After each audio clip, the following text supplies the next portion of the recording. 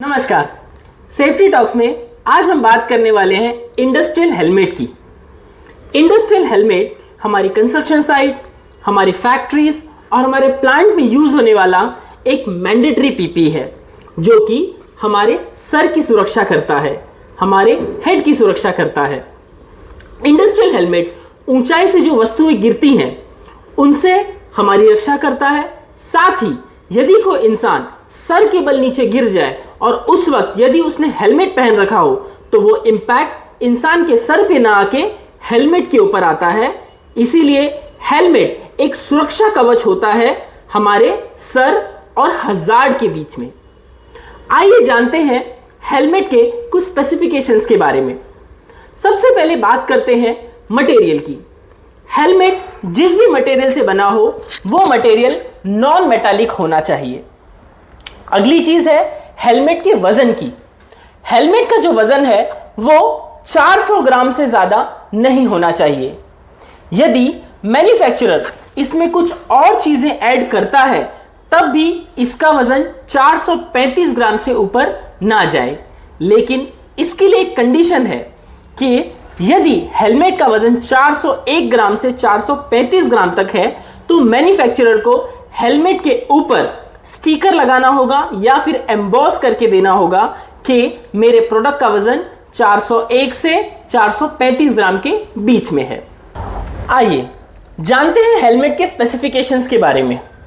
Helmet के इस ऊपरी कवच को शेल कहा जाता है। शेल देना मैंडेटरी होता है। हेलमेट के इस पार्ट को पीक कहा जाता है। पीक देना मैंडेटरी नहीं होता है, लेकिन यदि आप पीक प्रोवाइड कर रहे हैं तो वो 50 mm से ज्यादा ना हो, वरना इंसान की विजन में प्रॉब्लम आएगा।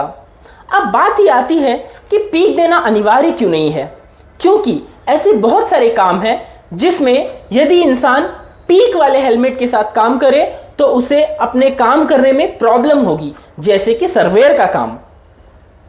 अगली चीज है वेंटिलेशन होल्स।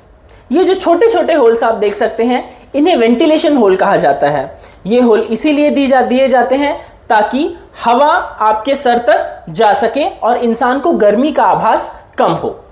वेंटिलेशन होल्स देना अनिवार्य या फिर मैंडेटरी नहीं है, लेकिन यदि वेंटिलेशन होल दिए जाते हैं तो एक बाजू मिनिमम 3 वेंटिलेशन होल होने चाहिए और जो वेंटिलेशन होल होते हैं उनका डायमीटर, एक वेंटिलेशन होल का डायमीटर 6 mm से ज्यादा ना हो और साथ साथ जितने भी वेंटिलेशन होल्स हैं उन सभी का जो एरिया बनता है वो एरिया 300 स्क्वायर mm से ज्यादा ना हो।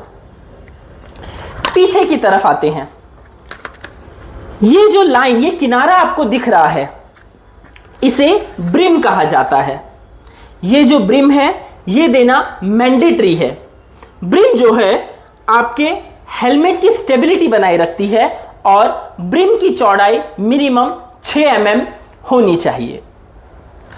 अगली बात, इस पूरे असेंबली को हार्नेस कहा जाता है। हार्नेस 3 चीजों को मिलकर बनता है। पहला हेडबैंड, दूसरा क्रैडल, तीसरा नेप स्ट्रैप। हेडबैंड देना अनिवार्य है। हेडबैंड की मिनिमम चौड़ाई 30 mm होनी चाहिए, क्योंकि यदि इसकी चौड़ाई बहुत कम होगी, मान लीजिए कि यदि इसकी चौड़ाई सिर्फ 5 mm है, तो जब इंसान इसे पहनेगा तो इंसान के सर में दर्द या फिर अन्य प्रॉब्लम होना शुरू हो जाएंगी। अगली चीज है क्रैडल। क्रैडल जो है हमारे हेलमेट के शेल को अलग अलग जगहों से पकड़ के रखता है। एज पर इंडियन स्टैंडर्ड ये मिनिमम 4 जगह से पकड़े रहना चाहिए। इसीलिए इस मामले में हम इंडियन स्टैंडर्ड की जगह यूरोपियन स्टैंडर्ड को फॉलो करते हैं, जहां पे क्रैडल कम से कम 6 से 8 जगह पे हमारे शेल को पकड़े रहे। अगली चीज है ये जो हिस्सा है इसे नेप स्ट्रैप कहते हैं, जो कि इंसान के इस हिस्से को, जिसे हम नेप कहते हैं, वहां पे आके हमारे हेलमेट को कसता है और फिटिंग प्रोवाइड करता है। अगली चीज है चिन स्ट्रैप। चिन स्ट्रैप देना अनिवार्य है, मैंडेटरी है। चिन स्ट्रैप जो है हेलमेट को सटीक तरीके से आपके सर पर रखता है और उसे गिरने नहीं देता है। यदि चिन स्ट्रैप नहीं पहनी जाए तो बहुत बार ऐसा देखा गया है कि जब इंसान गिरता है तो चिन स्ट्रैप ना होने की वजह से हेलमेट बाजू में गिर जाता है और इंसान का सर डायरेक्ट जमीन को लगता है। इसीलिए चिन स्ट्रैप देना अनिवार्य है और जब भी आप हेलमेट पहने चिन स्ट्रैप के साथ पहने। चिन स्ट्रैप की मिनिमम चौड़ाई जो होती है वो 19 mm होनी चाहिए और चिन स्ट्रैप की मिनिमम लोड बेरिंग कैपेसिटी भी 10 kg होनी चाहिए।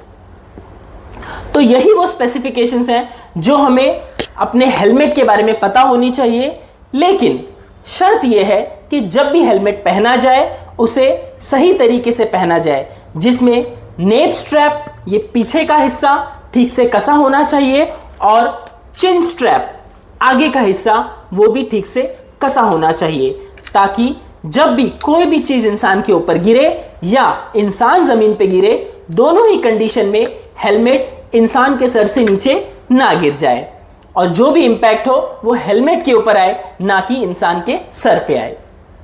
यदि इसके अलावा आपके कोई भी डाउट्स हैं तो प्लीज पूछिए, सेफ्टी टॉक्स आपके सारे सवालों के जवाब देगा। धन्यवाद।